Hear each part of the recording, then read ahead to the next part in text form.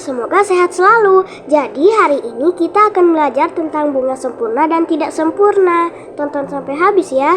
Oh iya, jangan lupa untuk like dan subscribe. Terima kasih. Bunga sempurna dan tidak sempurna.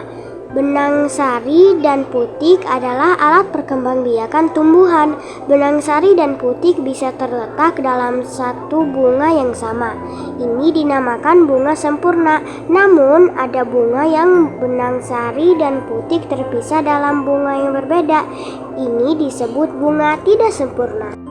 Contoh bunga sempurna adalah bunga stroberi dan bunga kembang sepatu. Pada pohon jagung ada bunga jantan dan bunga betina. Hubungan antara serangga dan bunga. Pernahkah kalian melihat lebah yang terbang di sekitar bunga? Serangga ini senang sekali dengan bunga.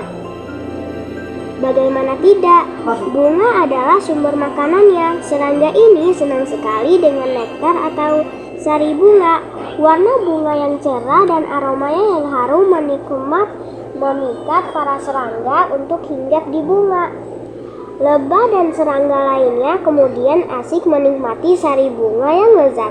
Ketika itu serbuk sari akan menempel pada tubuh serangga.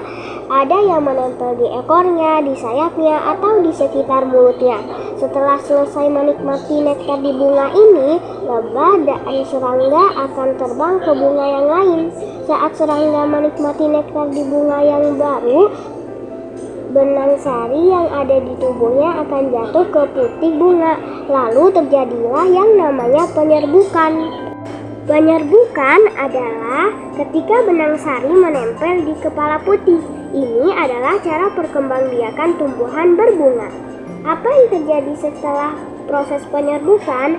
Dalam putik akan tumbuh yang namanya biji. Biji inilah yang nanti bisa dipakai tanaman untuk memperbanyak jenisnya. Walaupun tanaman tidak punya kaki untuk berpindah tempat, namun ada serangga dan hewan-hewan yang membantu tumbuhan untuk berkembang biak. Burung dan hewan mamalia juga bisa membantu penyerbukan pada bunga. Ada yang pemakan nektar, serbuk sari, atau mencari serangga yang hinggap di bunga. Aktivitas hewan berpindah-pindah antar bunga ini turut membantu penyerbukan pada tanaman. Ada juga cara perkembangbiakan tumbuhan secara buatan. Cara ini dikembangkan manusia dengan ilmu dan perkembangan teknologi yang dimilikinya. Cangkok dan setek adalah salah satu cara perkembangbiakan buatan.